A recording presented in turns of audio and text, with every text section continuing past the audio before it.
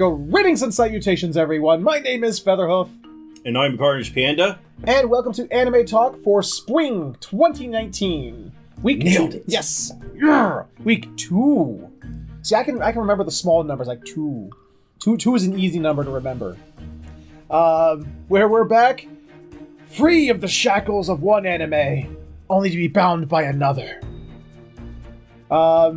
We changed things up a little bit. As you'll hear in a matter of minutes, certain things are gone. Certain things are gone. And other things are mine. Yep. That will make total sense to you later. Good week, do you think? I think it was a good week. Because certain things are gone. Yes, that definitely did help. And the thing is, I think of the 5 we watched this week, there was only like minor nuisances, like minor problems, but nothing that really like took our enjoyment away. That's very true. So I guess with that, we got no further preamble. We're just going to go ahead and jump right on into our list. Coming in at number 5 is Dororo. Who it's only down here because it's not down here because it wasn't here. This time it's down here because it was here. It was actually here, but not particularly good, to be perfectly honest. You know, this episode kind of gave me flashbacks of the Spider Woman, only not as good. Yeah, it's like so the writers were thinking to themselves, okay, wait. What if we took the Spider Woman episode and made it less interesting and threw in an unnecessary hot springs part to it that like serves no purpose? And everyone else went, yeah. Perfect way to bring it back for the second half of the season. Great. And so Hyakimaru, now spurred on after his encounter with his family, he basically tells Dororo, I'm doubling down. I know what killing the demons is doing. I'm specifically going to do it more now. Fuck those guys. Yeah, demons kill good. Yep. I honestly believe at this point, I don't think he even cares about the whole getting his body parts back. I think he's doing it out of spite. Yeah, he's just like, my dad looks like an asshole, and well, he doesn't know what he looks like. And I'm gonna get my revengeance on him. Meanwhile, how did you remark it? He looked like Anubis from Ronin Warriors. the armor that Daigo asshole is wearing makes him look like Anubis from Ronin Warriors, and I don't know if they ripped that straight from history, like if there are historical accounts of armors looking like that. I don't know, but I'm just like, yeah. I was waiting for him to like, what's that weapon that Anubis had? That like the chain with the sickle. Kusarigama. Is that what that's called? Yeah. And I was ready for him to like chuck it at Hyakimaru, going, "Quake with fear!" But he didn't. He did not. So Hyakimaru is actually sort of it's almost like he's trying to Jim Henson himself. He's like working far too hard and like sort of exhausting himself. But they have different goals in this episode. Yeah. Hyakimaru wants to murder demons, and Dororo wants to go to the hot springs. Well, Dororo's goal is to get Hyakimaru to chillax a little bit. It's like, dude, you have not slept in days. You have not, you barely ate. You need to calm the hell down. He's like, no, demons must kill. I prefer the Borderlands 2 way of putting it. Murder. I'm the conductor of the poop train. No, every time they have like a mission, they don't tell you to go kill somebody. They tell you to go murder them. They do, don't they? Yeah. That's because Borderlands 2 was brilliant. But on their travels, they find a dude. He says, "Hey, yeah, there's a hot springs over that way." And Dororo's like, "Hey, there's a hot springs. We should go relax in the hot springs. Come on, let's go." And Hyakimaru's like, ain't nobody got time for that. I love that. Nobody got time for that. That's one of my favorite sound clips of all time. But he like knocks her over. He just like get the fuck out of my way. There's no demons there. I'm not interested. And Dororo, the brilliant idea. The guy said there's monsters seen over there. Anyway, go on. Piqued my interest. Where are these monsters? And then it's like, meanwhile, jump cut to over here. And guess what, Featherhoof? What's that? I hate your face. I hate it too. Maybe I should get dragged off by a lady to a giant ugly statue of Fuja? I don't even care about Fuju? Whatever, the god of war, Japanese god of war or whatever. And the god of murder. Murder. Statue murder face. And then it will have its big sword chop off my face. Just... Yeah, so I thought at first that it was going to cut off his head. Like, she's just a bad woman that wants to kill people and sacrifice them to this demon. Blood sacrifice to bring about the end of the world or whatever. And the sword comes down, and I'm like, yeah, there goes his head. Wait, that's just his face. Like, do you remember the ending to Equilibrium? I think it was Equilibrium. The one with Gun Fu? With the guy who played Batman? What's his face? It was like, the guy's like, good for you! You know what? I don't think I watched Equilibrium now that I think about it. Okay, well, I think it was Equilibrium, where at the very end, he kills the dude by just cutting, like, straight up, and his face sort of slides off. Or we could have a different movie called Face Off. Face off. I want to take his face off. One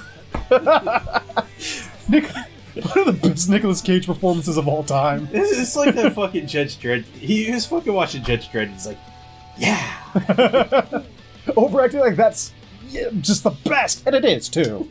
So at least with certain actors. And then like the face falls off, and then like as it does, like the statue sort of like takes his face, and, like the rock molds into the dude's face.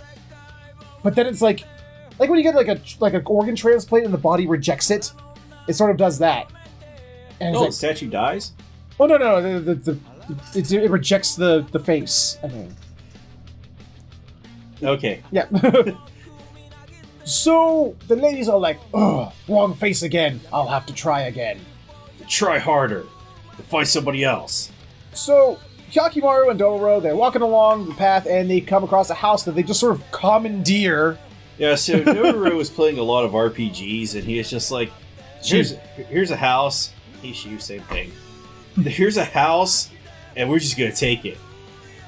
And Hyakimaru's like, yeah, it looks legit. Yep. Yeah. Mm-hmm. And so Dororo's all like, you stay here. If this might be a bandit, I love it. That's actually my favorite line of the episode. This might be a bandit lair. So if they come back, don't kill them. Just like punch them a lot until they knock them out. And so Dororo goes to collect wood and water, which Dororo's very bad at this. Dororo doesn't know the principles of making a fire. No. This kind of annoys me in a lot of shows. All they do is they run around and find some twigs, and you're gonna build a fire. Yeah, roaring fire. No, basically Dororo collects enough kindling to like light a fire, like to get a fire going. But if they don't put like actual, substantial wood on there, it's just gonna burn out in a few minutes. And while she's there, she comes across a path to a waterfall with a faceless big statue there, where she's met by her mom. Dororo's mom's like just shows up, and she's all like, "Who the fuck are you? I'm not your mom, kid. The fuck?" She's like, "Yeah, you're my mom. I love you." Yeah, and drags her back to Hyakimaru. She's like, Hyakimaru, this is my mom. Is she a demon? Is she a demon? Or ghoul, I think is the word they use, right? Yeah, they use ghoul. Ghoul. He's like, oh no. What are you asking me for? Well, no, Hyakimaru goes, no. He's like, oh, thank God you're human. He goes, I don't know. Because, like, it shows her, the soul that Hyakimaru sees, and it's all like dark and we switch over to Hyakimaru vision. And it's like sort of Trademark. patchy. It's like it's there, but it's like sort of not there. So I don't know what these readings I'm getting are. And it turns out that they've commandeered her house. Yeah, she's like, "This is my house," and Dora is like, "Okay." Okay, so do you mind if we stay here? And do you mind if I call you Mom? Oh yeah, she's like, oh, what an unfortunate name. Her name's Okaka. Yeah, her name's Okaka, so she's like, "Can I just call you Mom instead?" And I guess that only works if you know what Mom is in Japanese. Yeah, probably. So she's like, call me whatever you want. Here, have some food. Have some food while I tell you the story about this statue carver. This statue carver, he would he would carve statues to the Buddha. And then when war came, people didn't want statues of the Buddha. They wanted statues of the war god. Yes, but the carver didn't want to make one. Until finally he had nobody left that cared about his carvings. And then he was like, you know what? I'm going to carve the best fucking statue of the war god. Fuck all of them, in spite of them. And decided found these boulders underneath the waterfall and made it. But then realized he had no idea how to make the face. So he made it, and it was like, it was wrong, and wreck it. Then make it again, and then wreck it again, because it was always wrong. And finally died from despair, or was it chagrin? It was like, died of chagrin. She's like, yeah, due to his chagrin. He died. Yeah, died. But then the statue got possessed by a demon. And then the demon brought the carver back to life to look for the perfect face for it. And then Hyakimaru sort of falls asleep, and it's like, during the story, and then Dororo's all like, oh, I feel so safe and warm. I can just fall asleep in your arms, Mommy. It's just good. That means the drugs are working. The drug is working. And she goes, wait, what? Oh yeah, I drugged your food. Because I didn't tell you the rest of the story. That carver, the one that died and was brought back to life by the demon, that was me. It's me. It was actually a woman. Me. And I'm gonna go take. You have such a kind face. I can't. Yours wouldn't work for the war god, but your friend's face. Here, you just sleep over here. All right.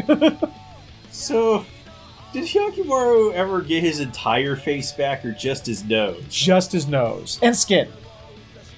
So he has the nose and the skin, because the very first thing he got back was skin in the very first episode. I feel like if she would have been successful, it would have been like a critical mission failure or something. Like, he didn't have a face after all. Yeah. So Dororo comes in, fights the drugs off and goes to save Hyakimaru, to which Hyakimaru wakes up and then proceeds to fight a statue. Possibly one of the most one-sided fights I've ever seen. So the Carpenter's grave error is that she tied up a guy who has swords for arms. Yes. And so her plan failed based on the merits that his arms were made out of swords. Yep. And basically, the statue sort of like Dororo sort of tries to appeal to Okaka's better nature, and is like, please don't do it. Don't take away, Hyakimaru. I can't, it's like, what was it like? I can't remember the plea Dororo said to her. It's like you've been doing this thing that you've been turned into a demon yourself, or something like that, or. Yeah, you didn't have to do it this way. Basically, she just talked no jutsu Okaka into submission. And as the demon realized, shit, then just kills Okaka. And then Hyakimaru kills it by No, actually, the statue kills itself. I love this shit. Hyakimaru goes up and stabs the statue in the face, which, of course, it's a statue. Of course, that's not going to do shit. So the statue, it's almost like, you ever seen those Looney Tunes where they're fighting a giant, and they got a mallet or a club, and they goes, "Stupid fly, I'll kill stupid fly on my nose." Plonk! Knocks itself out. I don't know. The demon Looney Tunes itself to death. I don't know what went wrong. If this is in the manga or something, where he decides to get into a fight with a statue. What just went through their heads at this point? I don't know. This was actually... And then The fight wasn't interesting. It's like, why are you hitting yourself? Yes. Huh? Why are you hitting yourself? The statue kills itself in a Looney Tune way of trying to murder Hyakimaru, who's on its face. Like, I'm not even sure if this was one of the demons he was supposed to be murdering. Obviously, it wasn't because he didn't get a body part back. Well, they also said that he didn't get a body part back from murdering the fox demon. That's true too. So he's just murdering demons for no reason. Yeah, at this point. But it's like, it's so stupid. The fight wasn't even fun to watch. It's just like, oh, he's because he was fighting a fucking statue. Yeah, it's like, ooh, look at him bouncing around this thing that doesn't move. And then it's like, and then the final blow, it final blows itself.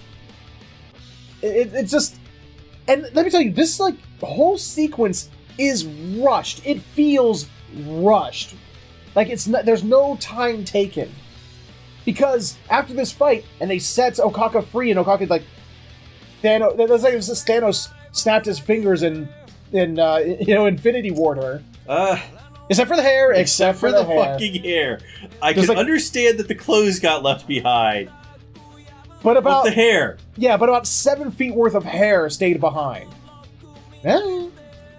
And they rushed through this whole quick little storyline. It's like, okay, we gotta get through this. Hurry up. Because we gotta get to the real important part of this episode. Real important part. When Hyakimaru realizes, I have been working too hard. Let's go to the hot spring. And they go to the hot spring. Yeah, he changes his tune. He's really determined to go to the hot spring. Yep. Because Dororo confesses, I lied to you. There's no demon at the hot spring. And he's like, shut up, kid. Go play in traffic.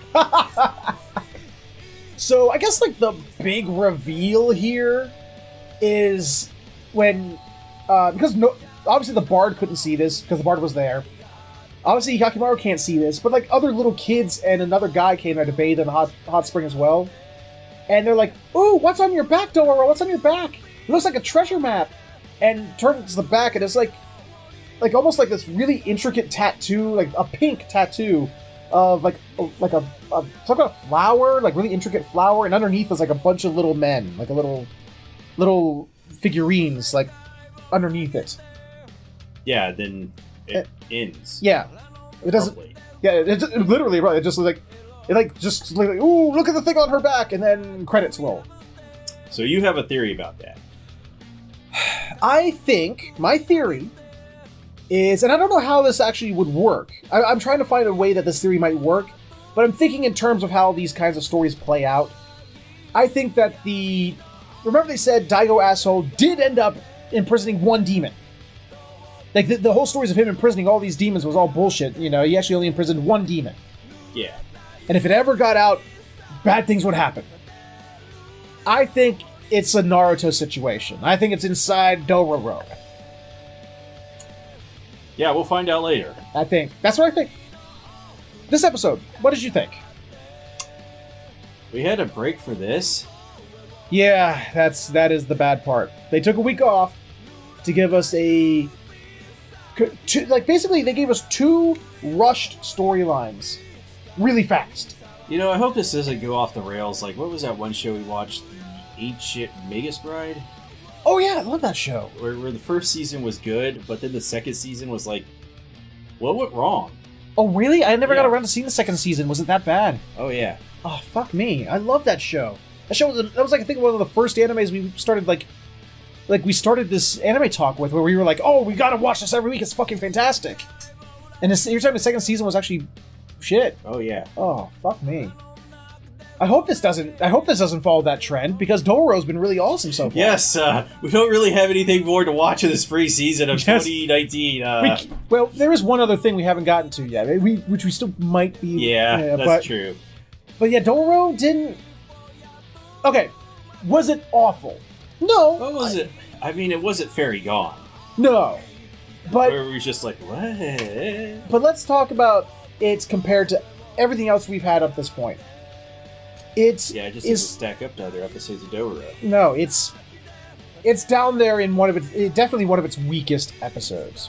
This is its week 5. Yeah, week 5. God damn it. Even though this is week 13 for it? Yes.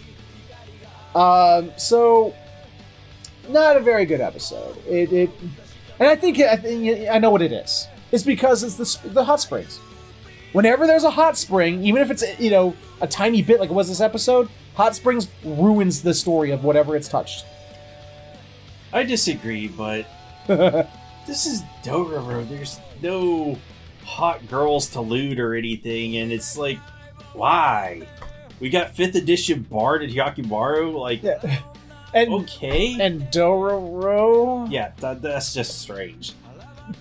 So, there was somebody out there looting over that, unfortunately. You're like, oh, that's hot. Like, Yeah. Okay, get out of here. Yeah. You need to leave this planet, sir. Goodbye. But that was Dororo this week. Not exactly up to par, but it got better from here. So we're gonna go ahead and talk about those today on Demon Slayer. Demons get slayed. Kimetsu no Yaiba, right? It's just Demon Slayer. But I thought it had like a second half to that title. Yeah, Kimetsu no Yaiba. Yeah. Tell us about Demon Slayer. So I was watching this show called Demon Slayer, and I just heard this gorgeous music, and I was like, "Yeah." That's all that was on your mind. And I'm trying to figure out which tracks that Sheena did and which ones Kajiura did, because I think I found 2 different tracks in here. One of them was in Kajiura's style, and the other was in Sheena's. Did you? Which was like the first one that shows up. Okay. That's later in the episode, though. Okay. Because it starts out with him having an argument. Oh, God! Yeah! Usually people argue about, like, oh, you stole the thing, I didn't steal the thing, or like, oh, did you hurt that person, I totally didn't do it. Like, this argument, that basket over there, are you can I have that and some bamboo and straw? Like, yeah, sure, alright, here, I'm gonna pay you for it. No, don't worry about it. Don't worry about it. I'm gonna pay you for it! I said no! I'm gonna pay you for it! Takes his hand, puts the money in his hand. Like, why are you guys even having an argument over this? And he buys... This reminds me of my nephews having arguments when they were young. Oh my god, my youngest nephew, he was hilarious when he was a kid. There was this one time when I was just taking them back to their mom. Yeah? And they're getting in one of those nuh-uh loops. Oh god, yeah. And eventually he just goes, because Johnny was arguing the nuh-uh. I don't even remember what they were arguing over. Maybe like Pokemon or some shit. Okay. And he's like, nuh-uh, you freak! And then it was done. And then there was another time at like my younger sister's birthday party where his dad was trying to help him by strapping him in because he was like 2 years old and he's strapped in a high seat. And like he couldn't get it done. And so he just throws a fit. He's like, I can do it myself, you fool!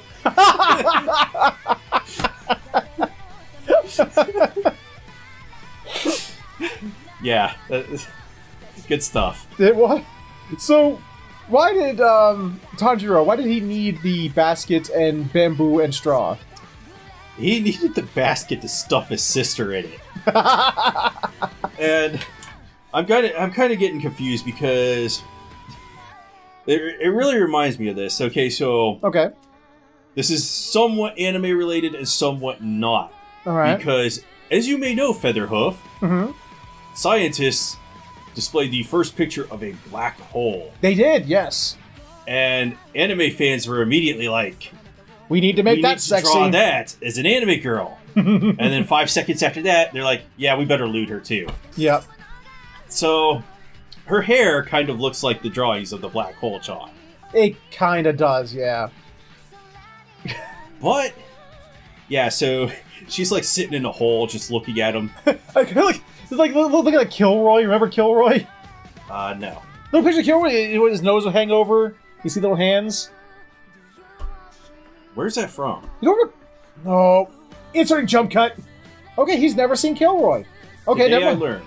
She's sitting in a hole that she made. Like, she's so determined to get away from any sunlight because she's in like a little cave.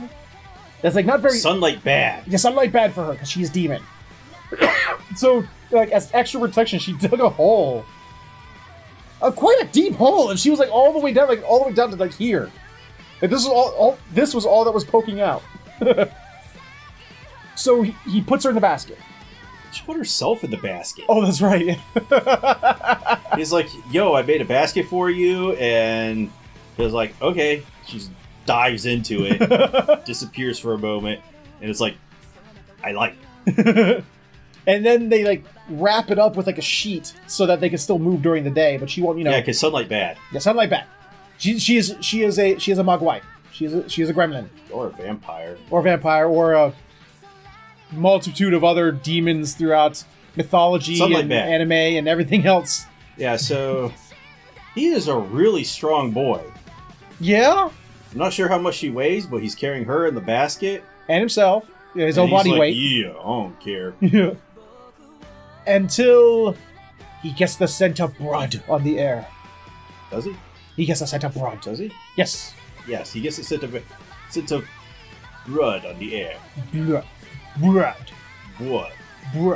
Yes, and then he like opens up a door to some house.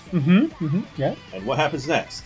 A demon is in there, nomming on some people. Nom nom nom nom nom people. Nom nom nom nom. Crunch crunch munch munch crunch crunch munch munch. Eventually. Yeah,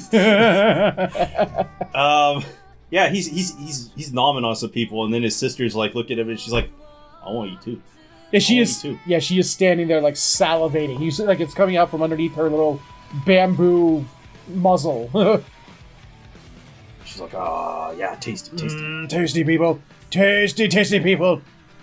And the demon turns to start. Like, why are you on my turf? Are you human? I eat humans on my turf. You're a human. You're on my turf. Wait a minute, that leads to something else. Oh yeah, I eat you now. And then he comments about them smelling weird. Yeah, he did. It's like, man, you guys smell weird. You need to take a bath. But he attacks our Chandro because he's tasty. Yes. To which Chandro replies, "Here's my fucking axe." To your neck. And it does all of Jack and shit. Well, it did something. But then it heals Except over. he's a demon. And it heals, yes. He's like, unlike... this. Nope, doesn't matter. I'm a demon. It's yep. gonna heal. So he's got Tanjiro pinned to the ground. He can't move. So he cries out in pain. And then salivating... What's her name? Something like that. Starts with an N. I said it like a million times last episode. We'll get this eventually. You know how bad we are with names?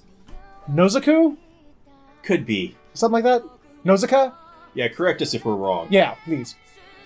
She's all like, I'm hungry, but... Oh shit, my brother's in danger!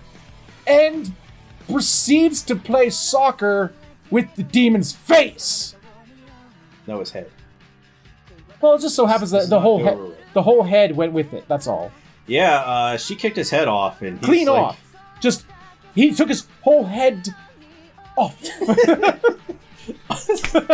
I can't even now. I can't. Show's over. I want to take his head off. Off. Yeah, so he got a little ahead of himself, and he's not. He'll never get ahead in life. If only this guy was a bit more level-headed. He was heading for trouble. He sure was. But it turns out, beheading this fool is not death for him. Because his body can still act independently of himself. And he can grow arms from his neck? I don't know what the author was on. He was on some serious drugs. He was like, yep, when somebody gets decapitated, arms. Hands. From the neck. They grow. So, it's very demonic. They're demons! Oh, it's so demonic, huh? Damn those demons for being demonic. Yes, growing arms out of your neck is very demonic. I don't know where he came up with this one. So, they split up the party. Nozuka is fighting the body. The body. Just the body. Yep. And Tanjiro is fighting the head. With arms. With arms. He eventually pins it to a tree, and then flips at the bird and goes running after Nausicaa. He gets pinned to the tree because he wrapped his hair around the axe and was like, I did it bad, didn't I? I got it stuck. It's all tangled now. Shit. And then he sees that Nausicaa's in danger. He is so, like, weird with making decisions. Sometimes he makes decisions like that, and other times he's like, This time he just goes, body blow attack! And, like, just sort of, like, football tackles it over a cliff. And it was super effective. It was, because it falls to the ground and it dies.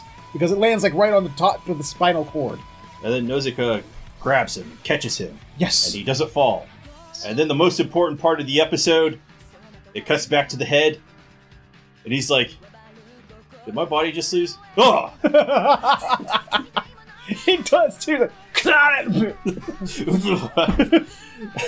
I cannot... I find anytime they do something like this, just be fucking hilarious. Like, were they going for something else other than comedy when they do something like this? I don't know. So, Tanjiro's like, okay, I gotta finish it off. But he can't do it. Because he's a pussy. And he's all empathetic. For some reason, he's empathetic towards it. For whatever reason. And, like, then a dude in a Tengu mask shows up and goes, it's a fucking head with arms growing out of it. You need to burn it with all the fire you could find. He's like, and he comes out and goes, do it. He's like, should I really? Do it. And he does. He's like, that knife's not gonna do it. He's like, oh, we'll do it. And he goes, I ain't gonna tell you how to do it. You figure it out for yourself. He's like, I don't. Let me see. All right, if a knife won't do it, a rock. I will beat it to death. Oh, but then it will suffer. It's like, come on! It is a head with arms growing out of it. This kid has no reason in his head. He's just fucking loopy at this point. But the choice is taken from him as the sun rises, and he gets burned to a crisp. I don't know why they had to put the dialogue there. Oh, I took so long to decide that the sun rose. Like, okay, we can see that for ourselves. Yes, that is actually one of the things I don't like about Demon Slayer.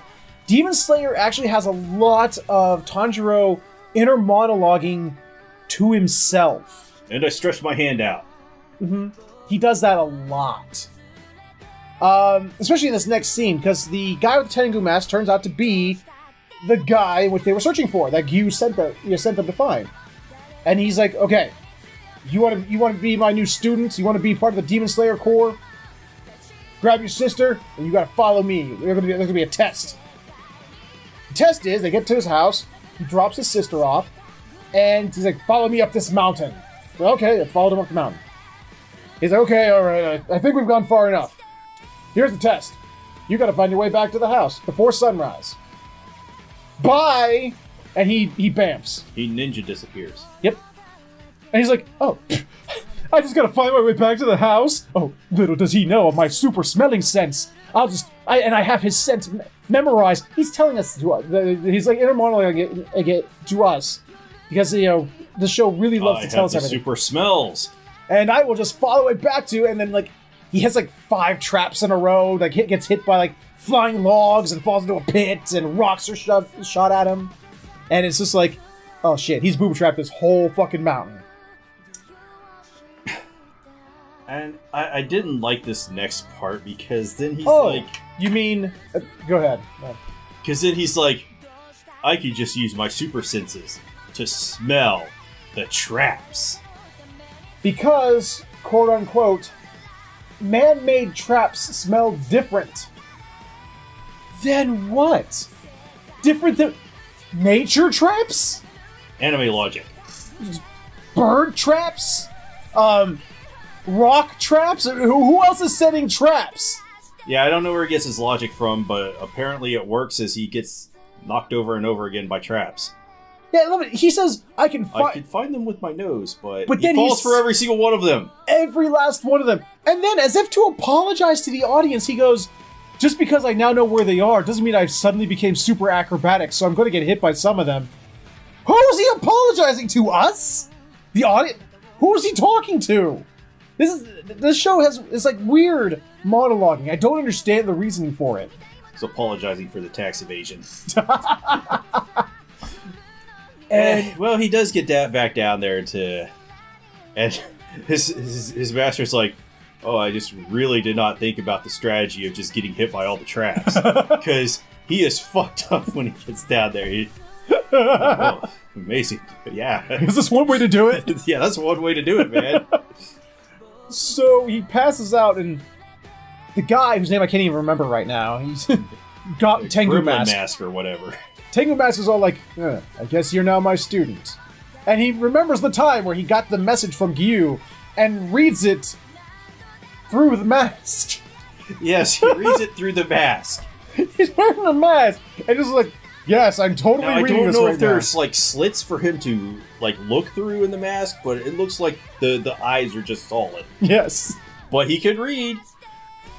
And it turns out, the only real thing I took away from it was that the master guy has the exact same super smell that Tanjiro does. Ah, yes. He's like, I'm sending him your way because he seems to have the exact same sense of smell that you do.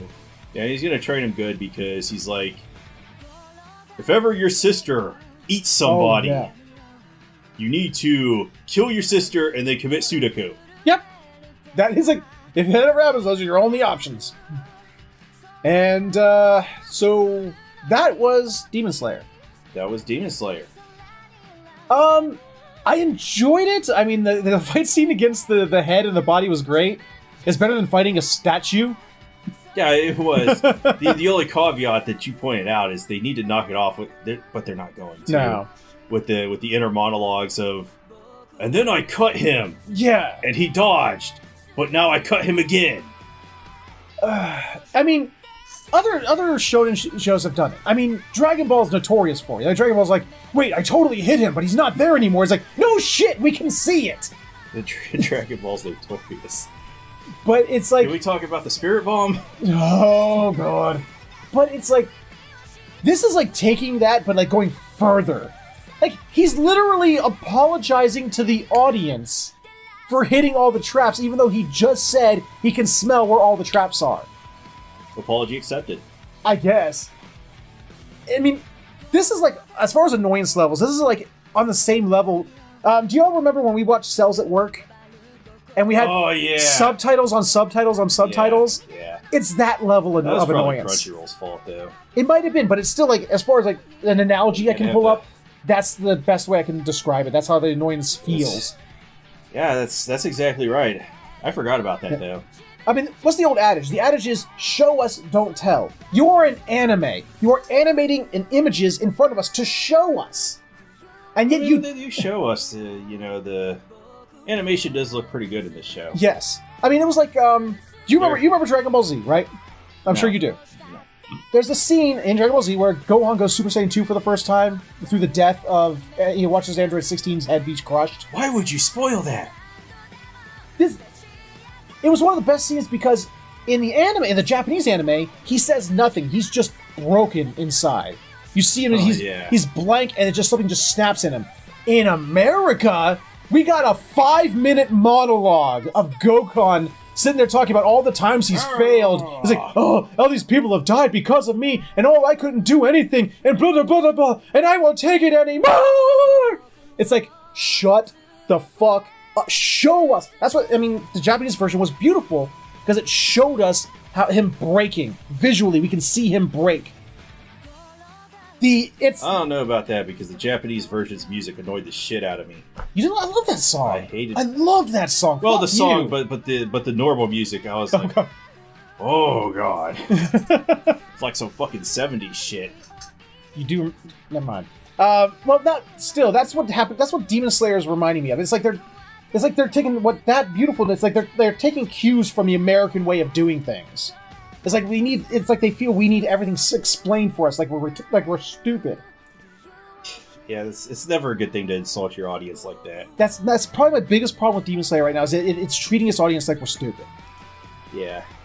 But that was Demon Slayer. Yes. So with that, we minor problems we're hoping get resolved as the show goes on. Probably won't. And with that, any final thoughts? It was very Demon Slayer. Okay, then moving right along. Coming up next on the list is the new entry, Sara Zanmai. Replacing Fairy Gone is Sara Zanmai. Sara Zanmai. It's if I had to boil down the explanation of Sara Zanmai... I got this, bro. Oh, please. Kappa rectal exam. Sure. I was going to go with 2 words that you just describe it in 2 words. If like you got the keywords, the when we're looking up the enemies, has the keywords underneath the tags. Tags, thank you. All they needed for the tags are Kappa and random. This show is random as fuck. We have 3 protagonists leading 3 separate lives that are connected. There's a lot of talk of connecting and connections. Yes. Very connected. And the main character... I don't know their names, actually. I don't know either. Any of all the... I was just like, whoa. Yeah. The main character, he's really about the whole connecting thing. He is like... He loves boxes. He loves this idol girl he sees on the big Times Square screen every day. Yeah, I think I don't know their names yet because I was too busy reading the stuff. Like when he's a fanboy of the idol girl. Yes. Like there is additional text that was scrolling at the bottom, and I was just reading it. Yes. Yep. For the time being, we're gonna call them Box Boy, Delinquent, and Four Eyes. I'm just gonna take my glasses off at this point. There we go. So... Yes? I'm sorry, I sort of blanked that. The, Box Boy, he sees the idol show, and he's all like, talking about... He has 3 things he has to do every day. Yes. One was, he watches the idol show to get the fortune of the day. Yes. The second is... what was it? There's something to do with that Kappa statue you walked past? There's something else he had to do. And then the third thing was, like, he has to take a selfie with, that special person who would never know that it's him. Or something to that effect. Has no idea that it's him. So... he... Wow, you're doing a lot of blanking today. I'm sorry, this show, actually... I'm trying to figure out how to describe this show. I understand that you're just like... I just did not take enough drugs for this show. I honestly didn't. It's hard. If you're not on drugs, it is very hard to relay what the show is like. So then we go into the delinquent dude who has, like, a ruler and he's trying to break into a car. And, suddenly the idol that was on screen is there and taking a selfie with him trying to jack the car in the background. He's like, wait, I was trying to break the law here. You better give me your cell phone. I need to delete that picture. And she's all like, no, fuck you. I gotta go by. And runs off. And he chases her, but by the time he gets to around the corner where she was, she's gone. And he looks around, hey, you boy over there in front of that Kappa statue. And that's our boy, the Box Boy. Yes. Like, what? Excuse me? Who, me? Did you see a strangely dressed girl run by you? Like, a strangely dressed girl? No, I totally didn't see that. And he's looking at, holding his phone out as the same exact phone the girl had. And then Delinquent Boy's like, I know that phone. You will give me that phone now, or I will beat you with this... Actually, he tries to slice him with the ruler. In case he slices his hair. He tries to attack him with this ruler. Like a sword. I guess it's like made out of metal or something. Well, I have a metal ruler. You also have metal swords. I do. And he falls over, grabbing the Kappa statue, and it breaks. And then, as they both fall to the floor, an explosion of immense magnitude occurs. Yeah, that's That's exactly what happens, and then things get a little hazy. Because now suddenly he's in class, and he goes, wait, I'm in class now. When the fuck did that happen? And then he's like, wait, my box! Oh, whew, my box is still there. All right, and, oh fuck, Phil! Phil. Sorry, had to do it. But, he has a, oh, got my box. And now we're introduced to Four Eyes, and he is none too happy. Because Box Boy apparently, dropped out of the soccer club. He quit the team. Yeah, so they were trying out for Inazuma 11, and he was like, nope, I'm quitting. Which I hear is actually really good. At least the games. He took one look at it, and he was like, nope. So he's trying to sort of piece what happened, and then like he's like, and of course, because this is an anime with characters in a school, class, we have a new transfer student today. It's Delinquent Boy. He walks in, and they both look at each other like, oh shit, that wasn't a dream. Well, it's not a dream, man. And then throughout the day, they keep hearing this like the Japanese drum sound, he keeps hearing some beat. And every time every time they do, Box Boy and Delinquent Boy do really weird things at the exact same time. Whether it's like nomming on a cucumber, or doing sumo poses, or there was another thing they did. I can't remember. It was the very first thing they did. I can't remember what they did, but they're doing some strange things. And they feel compelled to go back to the place where they first met. Yeah, they finally figured out while they're eating the cucumbers, they're like, someone's calling us. And they go, and they're like, oh crap, the sound's getting louder and faster. What do we do? Ah! And then suddenly, the Prince of Kappa shows up.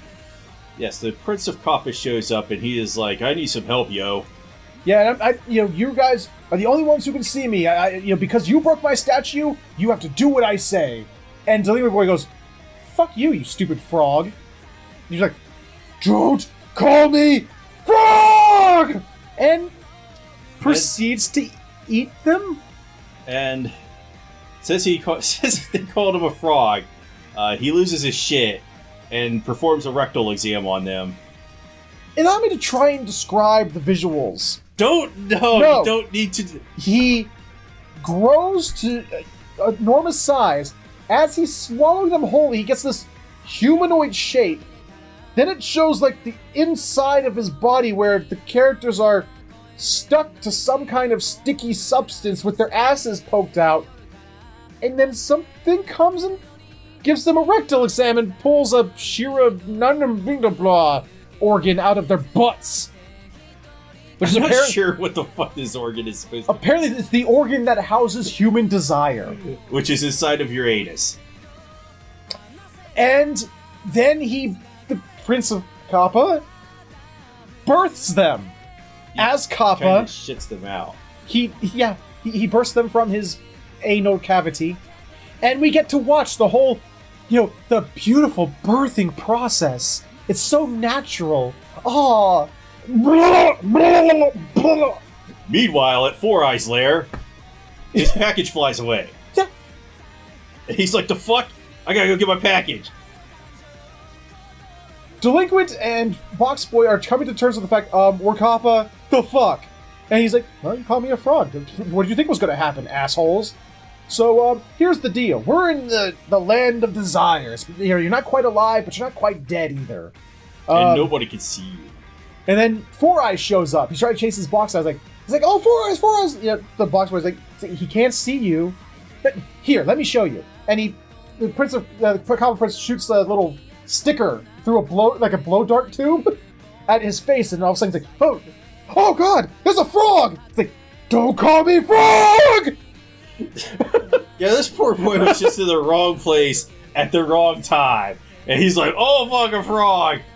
I just made a terrible mistake, didn't I? And we get to watch the birth of another Kappa. So, he performs a rectal exam on him, and takes his vertebra out of him. And now he's a Kappa too. Yeah, he's a Kappa, so now there's 3 Kappa boys. And the Kappa Prince explains, now you can see the things that are carrying all the boxes are these little, like, stereotypical ghosts. You know, and they're zombie ghosts. They're zombie kappas. Oh, they're zombie kappas, like zombie kappas. And they are stealing desires, people's desires. It's like, if you want to be human again, you need to steal their blahs. You need to give them rectal exams. And they go... I mean, it cuts really hard to, like, him explaining it, and then suddenly they're ready to go. Through a song and dance routine. They break out into song and dance about how they're going to perform a rectal exam. On a big Kappa demon thing that has a cardboard box for a head. And it's like some Persona fucking stylized shit, and... Yes. I felt like I was watching Micro's Dirty Jobs. And... Because they fired the one kid inside of his ass. They do. They literally throw him into its butt. And he grabs an orb that has the kanji for butt on it. And then they pluck him out with this foot. Pooh! And then he has to eat it to perform Sarazanmai so that the Kappa Prince can devour it. And, like, transfer it to... I am so... He said it earlier. We are not on enough drugs to understand exactly what happened. But what happens is apparently while they're performing Sarazanmai... We're watching a show about diving into somebody's ass to steal their desire and then eating it. Yeah. And it kind of looks gross, too, because there's some... Starts to melt. Liquidy stuff. Yeah. Okay. And... You have to go that far. While they're performing the Sarazanmai, they all of a sudden can see... The three boys, or Kappas, can now see inside each other's minds to their deepest desires and hidden secrets. Turns out that Box Boy, his hidden desire, what's in the box, turns out it wasn't his wife's head. It was actually... remember that idol girl we saw earlier? It was a cosplay costume of her. He cross-dresses as her to take selfies to send to another little girl that can never know the truth for some reason, and whoever the fuck she is, we don't know yet. And then they find out that the other kid's a delinquent. Yeah. And I'm not sure they covered Four Eyes. They really didn't, no. Well, they didn't even cover Delinquent Kid. They just covered Box Boy, because they showed just the scenes that involved Box Boy. Maybe we're going to get like a 1, 2, 3. Maybe. So that's pretty much where the episode ends. Box Boy is very upset that his secret was revealed. Like, Final Four Eyes. He's like, look, I don't care. You know, you're still my best friend. He's only upset that his secret got revealed. I mean... You got some other issues going on here because you're going inside somebody's butthole. He's not upset about being a Kappa. He's not upset about having to give whole body rectal exams. He's upset that his cross-dressing secret got revealed. Which is the most embarrassing thing. Which, again, doesn't really make sense to me because his best friend finds out. You know, he's right there. You know, he's one of the Kappas. His best friend's one of the Kappas and found out the secret. And he goes, dude, I don't care. We are best friends, and that is not going to ruin our friendship. I don't care. We are still the best of friends. But he's like, it doesn't matter. It's no, everyone knows my horrible secret now. It's like, dude, calm down. The viewer knows your horrible secret. Yeah. And I don't know. I didn't really think it was that big a deal anyway. Yeah. So this is one of the craziest shows I've watched. I don't know what to make of it right now. I really believe that if it were legal to do so, if we had dropped acid or like something like a psilocybin or something, it may have been easier to understand. Might have been. Because sober as we're just going... So the guy who did this did Penguin Drum and another show... which will not be named right now. No. And Penguin Drum made sense. I'll take your word on that. Sense. I'll take your word on that. This is the first show I'm watching of from this producer. Or director, sorry. So I'm. Let's just say, you know, they say first impressions are important. Yeah, you're completely insane. This man is completely insane. So that was Sarazanmai. Final thoughts for this episode. I can't wait for next week because this is just like, okay. Yeah, I honestly can't either. It's one of those things. Fuck drama. Fuck, logic. We need something that's just fucking insane for a few minutes. And especially since we have two or three action heavy shows. 1, 2, 3, yeah. Hero, Shield Hero, and Demon Slayer. And we got Fruits Basket for our dramedy. Yeah. And Sarazanmai is just for our completely insane, over the top. Yep. The thing that people think of when they think of anime. Yeah. But people who don't watch anime, like, let me describe anime to you. I think it's a project to see if the person could actually create what he thinks people who don't watch anime think anime is when anime is described to them.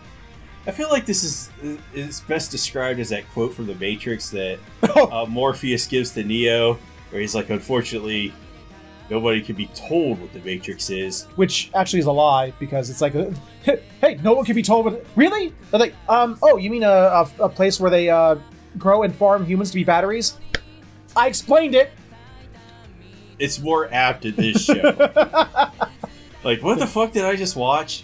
So, if you have the time, and if it's legal, pop some drugs into your system, and then watch Sarazanmai. Viewer beware if you watch it sober. Viewer beware if you watch that shit sober. And with that, we're going to go ahead and move right along to the next entry on our list. And we're going to continue on with the legend of the fable of the tale of the parable of the Shield Hero. Sure.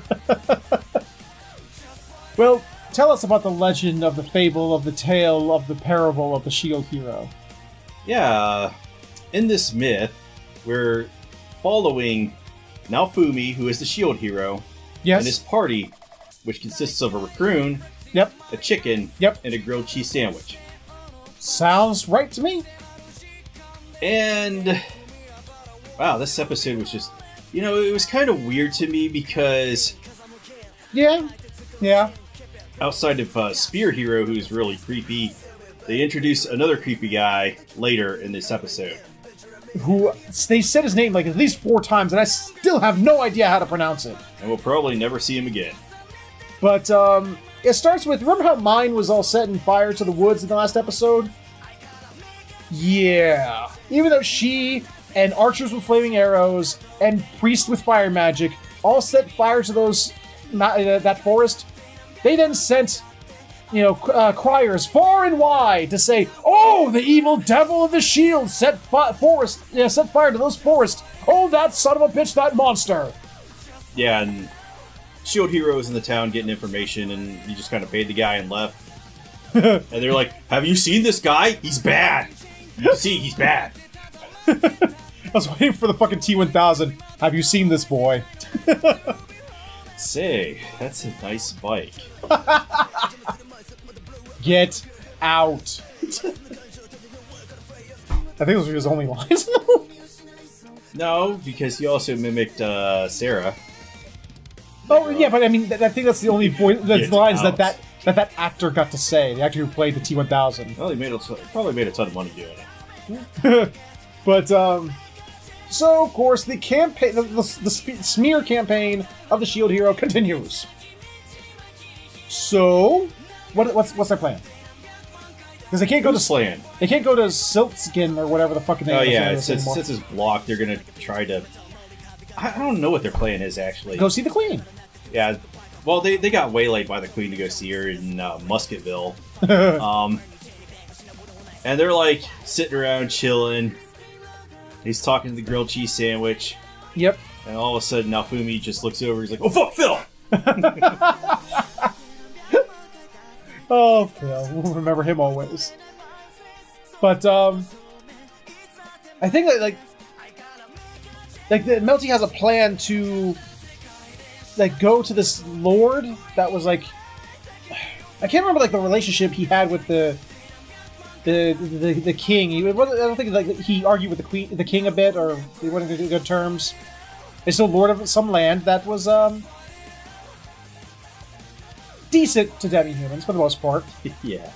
I wouldn't say they were, demi-humans had it good, but they're still basically slaves. But he wasn't, raping them or killing them for sport or whatever. And while they're like, do you think we can really trust this guy? I don't know. He what's this guy like? And all of a sudden it's just sort of like, yeah, these are good questions to ask, and it's just suddenly, dude, he's like behind them. And this is the Lord that we've been talking about the whole time. Raktos or something like that. Reichtos? He's like a fan of Hitler or something? I don't know. The word Reich was in there, so it was sort of like, ooh. What an unfortunate name you got. Yeah, what an unfortunate name in a show like Shield Hero. Yeah. If that's not going to spark a controversy, I don't know what is. Well, the show already did, but anyway. It's going to spark another controversy. Great! So, he accepts them in with willing arms. Like, come on! I'm all on your side. It's all cool. And now Fumi, he's very pessimistic. He's like, I don't the trust Shield you. Hero, Yeah, he's like, being pessimistic is my job. he's like, this food you're giving us is poisoned, isn't it? And then Reichtos is like, see? Not poison. Shut the fuck up, eat my food. Accept my hospitality, bitch. To which the chicken is like, this looks delicious, I'm gonna eat it all. So, they have a pretty chill day, They, of course, because the Shield Hero doesn't trust nobody, they actually, like, in D&D, where you have to, like, if you camp out, you actually have to do watches. He actually does watches in the bedroom in a mansion. And unfortunately, he is the worst watcher ever. Is he? Yes. Why? Because they still get invaded. Well, no, I mean, well, nothing you can do about it. He at least, warned them. But, like, in the middle of the night, Raphtalia's, she doesn't want to be here. Because in these lands, this is where her original master was. And she wants to get revengeance upon him. So her nightmares have started coming back. And she's, like, tossing and turning, like, no, don't. And, like, Shield Hero comes over and he places his hand on her hands and just tries to calm her through his presence. He's still trying to be the good dad to her. It's kind of awesome. He has a flashback of when she used to freak out as a child and how he'd have to hold her, and it was like, aww. He also has a heart-to-heart with the grilled cheese sandwich, and they're like, yeah, having this good understanding, this good tender moment, and she convinces him to get out of his bed and let her sleep in it, and to go sleep elsewhere. I know the joke you want to go, the narrative what you want to go with, but he offered it. He told her, I got this. Go to bed. It's good. She was like, no, I'm fine. I can still do the watch. And he's like, nah, in bed. Let's go. And he takes the watch. And it shows Raphtalia's nightmares. She's actually dreaming of another Demi-human, Rafana, I think she said. Something like that. So she's like, Rafana-chan, no! Oh shit, Rafana-chan! Oh wait, what's going on? And Nephili's like, shut the fuck up! And she comes over and there's guards all like coming in the house. And I think it was explained a neighboring lord reported seeing that lord harboring the Shield Hero. So at first I was like, yeah, okay, so the king sent troops. No, it was Lord Douchebag and his men that came. Yeah, Lord Douchebag, not to be confused with Daigo Asshole. He's a very stereotype of the anime medieval lords with the frill collar, and he's fat, and he's got the flamboyant purple outfits and the curly blonde hair, and he's very prim and proper, even though you can probably tell he's This guy is definitely evil. Yeah. He's up to no good. Yes. And he's all like, oh, it was like, the men are all like running through and they're like, oh, like, find the Shield Hero, find that fucking devil, his shield. And because they see Reichdos being drug away. He's like in cuffs, hand behind his back, and drug away. This kind of doesn't make any sense to me. Like, if you're a lord, why would you let another lord come into your place? I don't think he had much of a choice. I think his guards sort of like overwhelmed the place, taking him away. Does he not have men of his own? I guess not. I didn't see any. The only person that helped him was the maid. Yeah, he has a very gallant maid who hides them. He like hides them like fucking E.T. He's like, here, get in the closet. Get in the closet, hurry. And then she's sitting there like, oh hi, no, shield hero? What the fuck's a shield hero? What are you talking about? I don't know what you're talking about. And and they're about to assault her until like Melty comes in and he's like, the fuck you doing? I, Melty, second crown princess of the kingdom of Melremark, proclaim, stop being douchebags.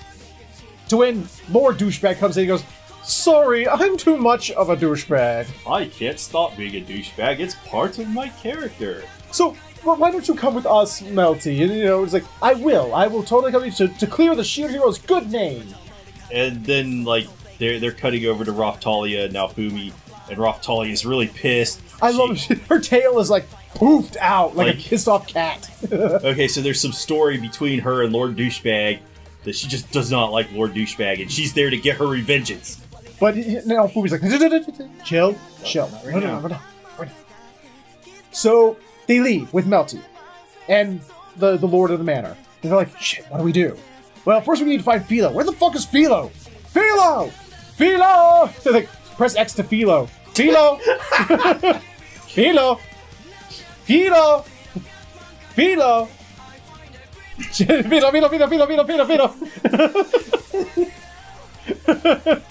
Jason! And he gets like, I love it, he finally goes, oh fuck this! Philo, I command you, Philo, show yourself, that is a command! And she's like, that's cheating! Because you can't do that! So the slave mark starts to zap her, and she's like, come on, that's not fair! You're a meanie now, Fumi!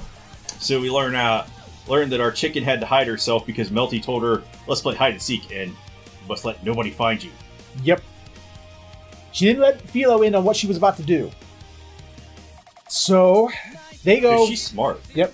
And they're like, well, we're gonna go save her, right? We're gonna save Melty. And Naofumi goes, I could leave her behind. I could leave her behind. I totally could. It'd probably be better for us if I did. But what kind of hero would I be if I did? Damn it. I look, he almost is kind of pissed. He's like, damn it, I gotta be gallant again. Fuck. So, they perform Operation Rescue Melty. The demi-humans from Lord Rytos' manor are, like, causing a riot in front of the Lord Douchebag's manor. He's like, causing a good distraction, because they want their lord back. And he's a good guy. Even his demi-human slaves are like, we want him back, we want him back! Lord Douchebag, you're a douchebag. So, they break it. I love it, he's like, they break into the courtyard, and he goes, Philo, go wild. And she's like, yes! She was super happy to hear that. Meanwhile, at the Legion of Doom,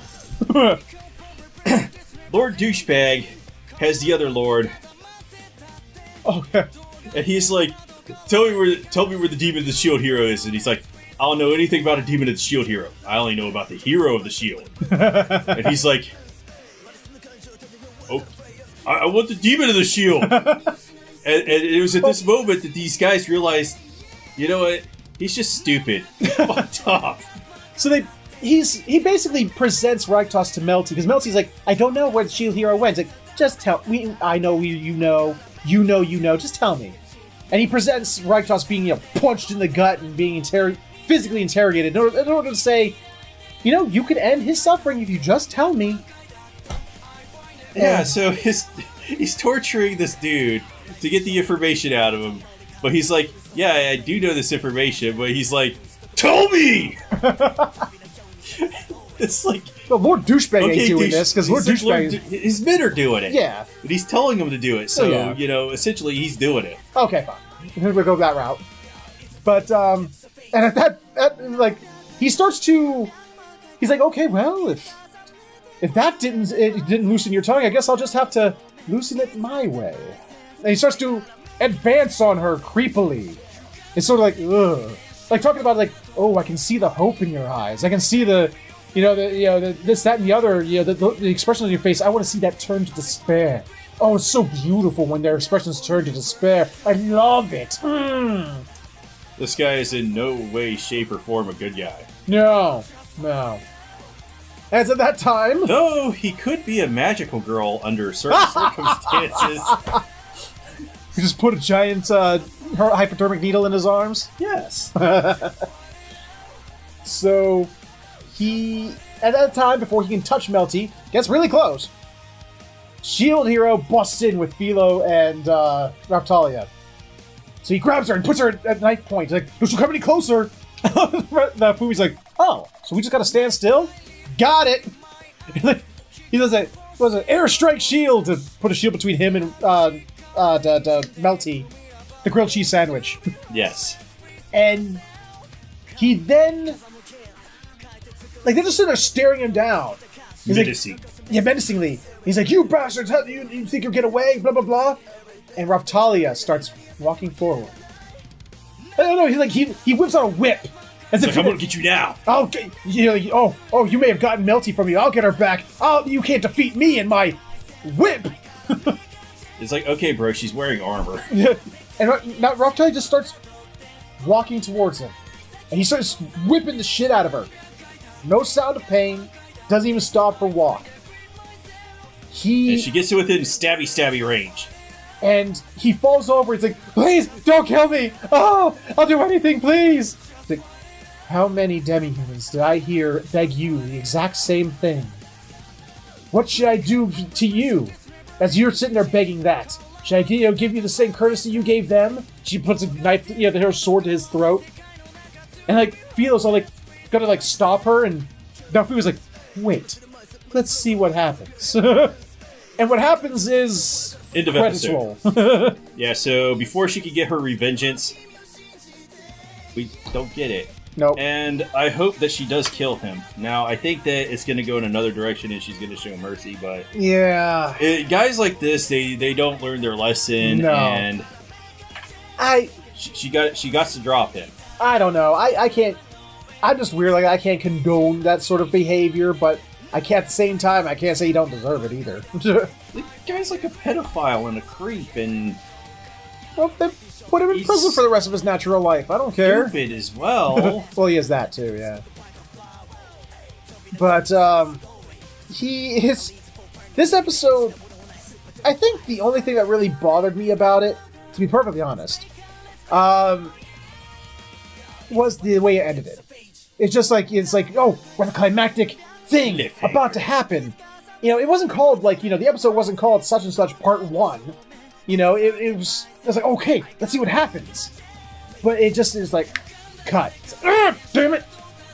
Other than that, I really don't have too much to really say negatively about this episode. Me either. Any thoughts on it specifically? Things you really liked or didn't like, or? I always get really hungry after talking about this because we're always talking about chickens and grilled cheese sandwiches, and sounds so tasty right now. I did like the one part where Philo and Melty are sitting on the bench together, and Melty's all like, ever since I started traveling with Shield Hero, with Naofumi, I've changed as a person. I've become more crass. I've become more direct. It's not very noble-like. It's not very ladylike. I don't know if I'm liking the person I'm becoming. Feels all like, I like the way you are. You're awesome. It's like, maybe if you keep, it's like, maybe keep acting like this, maybe Naofumi will dote on you like he does on me and Raptalia. Yeah, and, in some circumstances, you can just put chicken inside your grilled cheese sandwich, and... Your mind's on food. I can't make another comment about this show, can I? It's just so tasty, man. Now I do want to put grilled chicken instead of grilled cheese sandwich. I do want to do that now. That sounds delicious. But we can't do that until we finish this episode, so let's go ahead and... finish this entry, and we got one more before we finish this episode. So let's dive right on into it. And coming up at number 1 this week is Fruits Basket. Because I really enjoy this show. I'm glad you're really enjoying the show. I was kind of wondering when I insisted we watch this, because I loved the original so much. I was like, I wonder how he's going to feel about it. I'm actually kind of happy you're actually enjoying it alongside me. He didn't insist that we watch it this season anyway. He insisted that we watch it several seasons ago. Yeah, when it was first announced. Absolutely. I was like, I gotta see that. I absolutely want to see that. So far, I'm not gonna say I'm disappointed because it's not that it's bad in any way, but it's a good opening. Oh god. The opening and closing of this anime, Jesus Christ, they want you to fall asleep. I'm not talking about the opening theme. I'm talking about how it opened up. Oh, okay. It does sort of pick right up. There's like super speedy delivery service. I got your box here. I believe these guys. It's like boom, doors open. They're all animals. She's like holding. This guy's like, yeah, it looks like you're holding a bunch of animals. Yes, ma'am. Those are in fact animals. Yes. Yeah. That's a 100% factual statement right there. And she's like, no, you don't understand. And before she can really elaborate, he's like, sign. He's like, sign here. Like, what? And then Shigure, thank you. And dog form just puts a stamp in his mouth, like, boop, just stands for it. Wow, that's a really smart dog you have there. I love the fact that this is obviously one of those guys. It's like his last day, and he don't give a shit. He's like, that dog signed for it. I don't fucking care. Yeah, dog signed for it. That's legit. So just walks off with the signature. He's like, yep, got it. Whatever. Someone accepted it. It might have been a dog, but someone accepted it. So they can still speak English, even though they're aminals. And they try to explain the situation. It's, like I said last episode, the situation is someone's got a curse on them. At least 13 of them.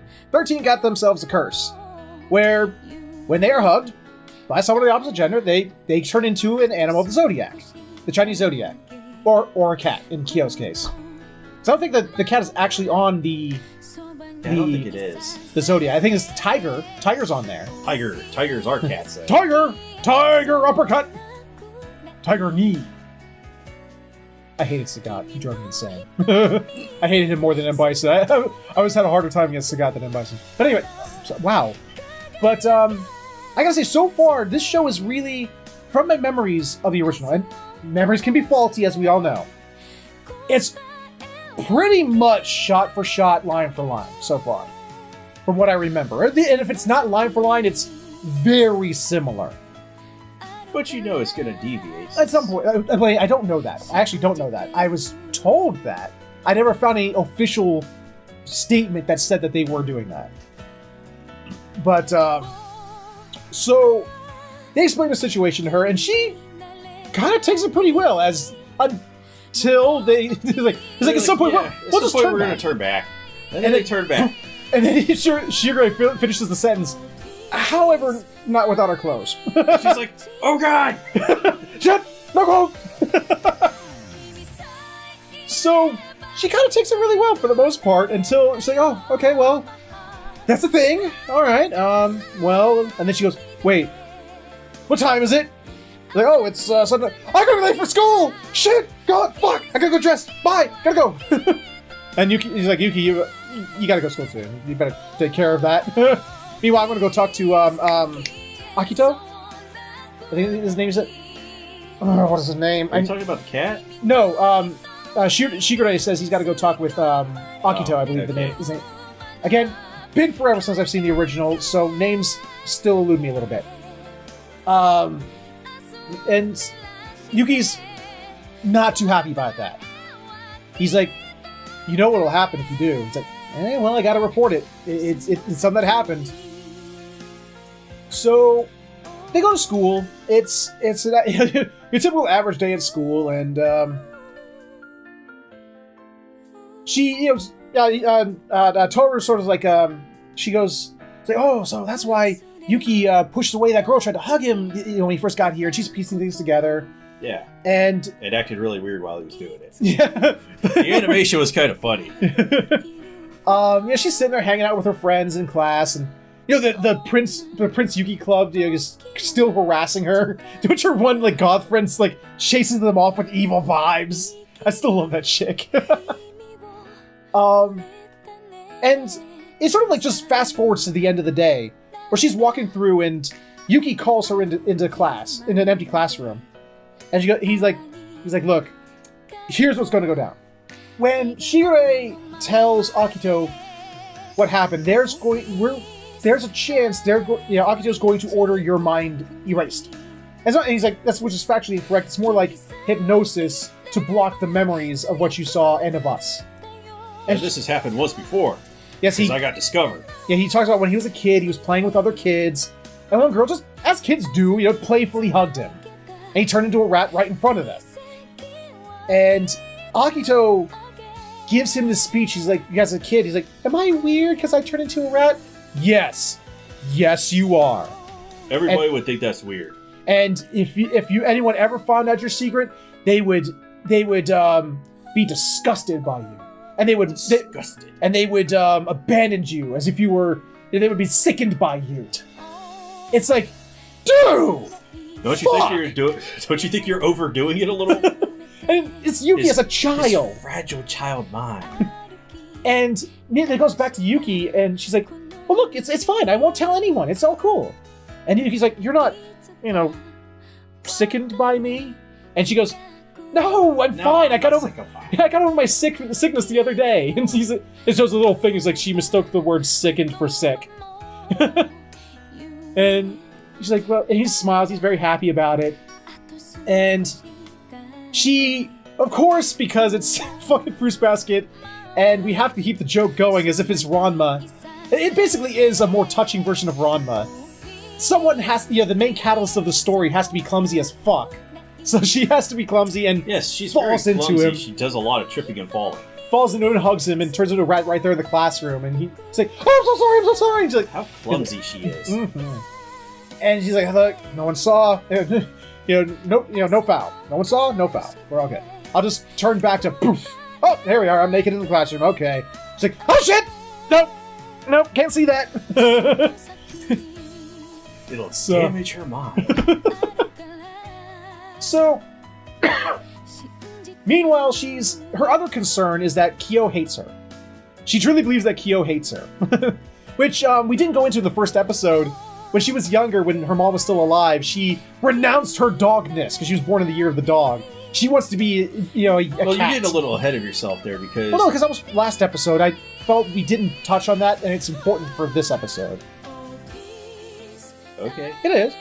So, she is actually upset that now that she thinks that they're actually, like, the personifications of those deities, those spirit animals. She's like, I've always wanted to be a cat, and now the cat hates me. So she's not too happy about that. So she's... Well, here, you seem to know where it goes. Go, fill in the blank. Well, you kind of missed out the scenes that came before that, where it turns out that Shirei had enrolled him tricked him into taking an exam. Yeah, it goes for an entrance exam. Yeah, it goes back to the Soma house, and like she's cleaned it. Like all of a sudden, like there's like Yuki comes in, like very good job. It's like shit. We got a kitchen. When the fuck did we get a kitchen? And he's like, we've got a rice cooker. Like Shirei's got a rice cooker. Shit. And she makes him a meal, and they're all like, man, where is Shigure and Kyo? What the fuck are they? There is a cute scene where Yuki confesses to having a secret lair, like a secret hideout. And she's like, that's so cool! She's thinking there's all these secret things, like a secret cannon on top of the roof. Secret window, secret door, secret wall. Secret bathroom. And Yuki even goes, I'm pretty sure it's not as cool as you're imagining it right now. Your imagination's running wild. But then Shigure and Kyo show back up. Mm-hmm. And Kyo's like, I'm so angry, it's time to go full Sasuke. That's right. Oh, that's right, you are right. I did jump ahead. My sincerest apologies. And that's when Shigure's all like, yeah, I've enrolled him in the same class that you two go to. To which Yuki's like, repeat that? What the fuck did you just say? Now, I do like how Shigure is chasing Kyo around and just antagonizing him. Yeah. Fucking love it, man. Like, Kyo's very upset. Like, he's yelling, and he like... Why would you do this to me? He breaks the table. Like, ugh! Shigure's like, I'm just enjoying it, man. Shigure's just enjoying He's a fucking antagonist, I love it. But he breaks the table, and part of it, like, hits Toru in the forehead. Yeah. And that's when Yuki's like, serious mode activated. We must fight. I have to defend her honor. And, of course, Kyo's like... Toru's like, should we stop them? Shouldn't we just like, no, don't worry, the end of the way, as it always does. With Yuki winning, and as he says it, Yuki kicks his ass. And he's like, in his anger, and he's like, oh, my humiliation. He's like, get out of my face, Toru, I don't even fucking care about you. Shut up, I hate you. And she, like I said, he's going full Sasuke. yeah, and she takes a little personally a little bit. So next day, you know, he's in their class.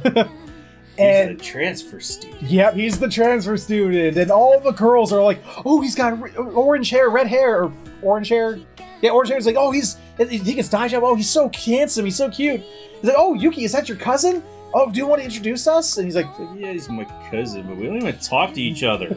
It's like, so everyone's all enamored with him until a girl like tries to hug him. Yeah, a girl tries to hug him, and he's like, "No, I gotta use my judo moves on her." And she's like, "Oh god, it hurts, it hurts, it hurts." He flips her over his shoulder, puts a knee to her back, pulls her back, and holds her arm like all the way back like he's gonna snap it out of its socket. And then he jumps out the window, and they're like, "Man, what's this guy's deal?"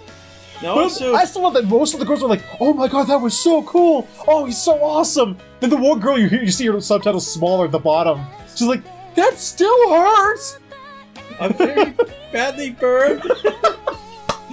Yes. They put other stuff on with it. Like, during the whole thing where Kyo's getting introduced, though, some girl has a curling iron and is curling Toru's friend, hair. the one who does the evil vibes. She curled. I was kind of amazed. And first off, what's going on here?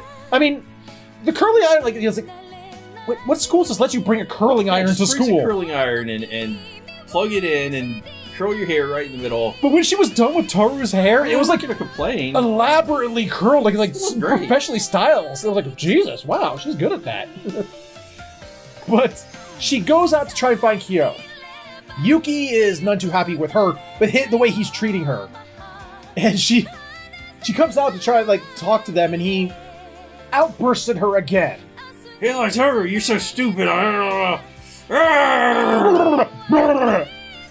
And then, like, oh, because she accidentally hugs him and turns into a cat in the middle of school, and that's when he yells at her as a cat, and she's like, "Oh, he was gonna fight Yuki, and she stopped him by hugging him." And he's like, "Toru, why'd you do that?"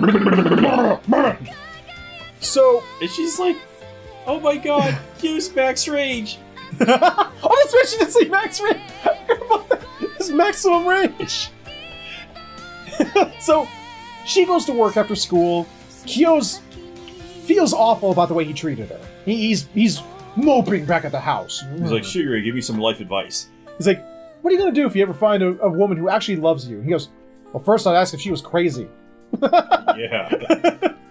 And he's like, "Well, just think about it. What would that actually be like? You know, what would you do?" He's like, "I don't even need to think about that. So don't just shut up." He's like, Toru's gonna be walking home from school from work soon. Someone should walk her home because perverts are out there. Yeah, just random perverts. And randomly generated perverts. And they're all like, "Oh, do you care about Toru?" And he's like, "Shut the fuck up! No, I don't." Yeah. And so that shows her walking home from work, and a shadowy figure comes up while she's having sad thoughts about "Oh, the cat hates me. I wanted to be a cat so bad, and now the spirit of the cat hates me. Oh, what do I do?" And then her spider sense tingles, and she's like, "Oh my god, it's a randomly generated pervert." She turns around and like, "Get away from my pervert!" and slaps him with her bag. It's just Kyo. He's like, "I just got slapped with a bag." But it's like that reaction where he's sort of trying to process what just happened. Yeah. And at first he's trying to apologize, but he's doing it in he has difficulty apologizing and being nice. I'm sorry.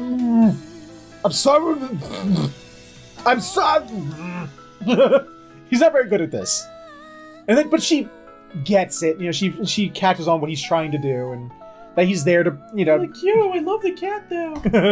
And she actually does say how much she talks about the cat. She always loved the cat, and yeah, she really wished. Best. Yeah, the cat's best. And I really wish there was a year of the cat. It's like, what? Yeah, there's not fair that there's not a year of the cat. So she's like, year of the cat would suck anyway. Yeah, year of the cat. What's that? Yeah. So he gets back to the house and they tease him a little bit. He's like, "Oh, he walked her home. Oh, he really does like her." And he sort of outbursts at her again, but then like stops himself midway. Because like, man, I'm being mean. Because like, Shigure actually did say something really awesome. He's like, you know, you don't have practice with interacting with people. You know, it's sort of like, you know, let's use an analogy here. Let's, you know, a metaphor with training to fight like you do. You know, you gotta get hit, you gotta get hurt, you gotta hurt people, get hurt in return, and so you know how to pull your punches. It's sort of the same way with people. You need to hurt, you know, you'll hurt people, you'll get hurt in return, but eventually you'll figure out how to do it. Yeah. And it was really nice. I really like the way he described that. And so at this last scene, you see he's like sort of trying to get it a little bit, but he still has these little. It's very awkward. Yeah, like he explains to her when he was walking her home. He's like, "I'm sorry, I'm sort of, you know, when I just get mad, I get tunnel vision, and I just, you know, I don't really think straight." Well, when he's shaking his head violently like that, you know, maximum rage. Yep. So it sort of just ends there. You know, it was like, you know, she's like, it gets like a little bit of a monologue, an inner monologue from her, where she's like, kind of happy. She's like, I'm happy. You know, this is an unusual situation, but you know what? I think I'm happy here. It's all cool. Because Shigure did come back to announce Akito has decided, nope, we will not erase your memory. Not gonna erase your memory. She's like, yay, I get to stay with the Somas. And Yuki's all like, okay, what's the scheme? What scheme do you and Akito have for her? You better not be trying to use her in one of your schemes. Is it, would I do that? Come on. No. But then it shows a flashback, and it's clearly its scheme. Yeah, Akito's like, I'm scheming. Yep. It's like, you in on a Shigure night? Hey, you're the head of the house. I'll do what you tell me to. He's like, good, because I'm scheming. And it's sort of, like I said, it's over. What did you think? Like I said, I've seen the original. From fresh eyes, what did you think of this episode? You know, I'm loving this show so far, and there's so much to say other than, yeah, I love it. I love it. Especially the opening and the ending. Oh god, the opening and endings. The opening is okay, I like the opening. The ending, however, I'm visibly watching you're sitting there like, this is the most chill fucking ending ever. Like, as soon as it comes on, I can start just feeling my blood pressure lower, and I'm just getting very mellow. And I think by the end of the season, my blood pressure will be low enough that you'll just die. That I'll be legally dead. It's like literally, it's all the major Soma characters sleeping under a tree, and they pan across them. Well, this very relaxing song plays. Mm-hmm. It's like, you've watched our show, now fall asleep, dear watcher. Favorite character so far? Shigure. Good answer! Good answer! He's a dick, and I love it. He's not a dick, he's just funny. Dude! He's hilarious, He man. found out she was living in a tent, and instead of some kind of empathy, or like, you know, hey, we'll take care of you, or whatever, it was like, she's in a tent! She's in a fucking tent! It's so fucking funny! He's very dog-like. What, dogs are dicks? Yes. Really? Yeah, I haven't lived with a dog in a very long time. But they're so cute and cuddly at the same time. My favorite character still is Toru's one friend, like the emo one that gives off the evil vibes. Oh. I just love that chick so much. You know what? A lot of these characters are great. Yes. Kyo's fun. I do love Kyo. Yuki's like sort of the baseline. He's like sort of like the straight man. So he's less interesting and comical to watch, but he does bring a lot more of the drama to the show, and I actually do enjoy it for him for that. Shigure is your comedic character, and Kyo's an anime character. He's very anime. Kyo is anime. He's the most anime character that ever animated. The Kyo is anime boy. That is his description. Like Toru is anime girl. Yeah, she is. She is the typical geeky girl. Yep. I love this show. I mean, like I said, so far I don't have, like, you were really hoping for like an old versus new from me. Right now, I don't have a lot to say because everything I'm seeing, my brain is telling me the art style was different, but I've seen all of these scenes. So there's nothing really to contrast other than the art style. And Oh, it's very shoujo-esque. It is. But I'm liking it. I am liking it. So I think that's all we got to say on Fruits Basket. Yeah, go watch this show. Absolutely. And drop Fairy Gone. Yes. And that was week 2 of Spring 2019. Spring 2019. How are your hopes for the season so far, based off these first 2 weeks? Mellow. Mellow? Is there? Yeah. Yeah, even most of the anime, even the ones that had like a lot of, it's supposed to be the action animes, were sort of, we'll chill out today. I think Demon Slayer was really the only one that gave us a lot of action today. I just want to watch Fruits Basket and chill out. And do you think that be lazy? Do you think you're going to go watch the original on your own? No. You want the new one to be your version experience? See, I figure, they're almost the same thing, and it's kind of like when I read a manga, I typically don't watch the anime because it's a time management thing, and True. I feel like I'm wasting time. I see. I mean, at some point I'm going to be dead, so... Well, yeah. Hopefully later, as opposed to sooner, so... Very true. But sooner or later, we will be back to talk about week 3. But that won't be for another week. Until that week, guys, if you enjoyed this episode, please let us know with a like, comment, subscribe, share it, or you can click on the invitations for other videos we've done. Thank you so much for watching, and we will see you all next time.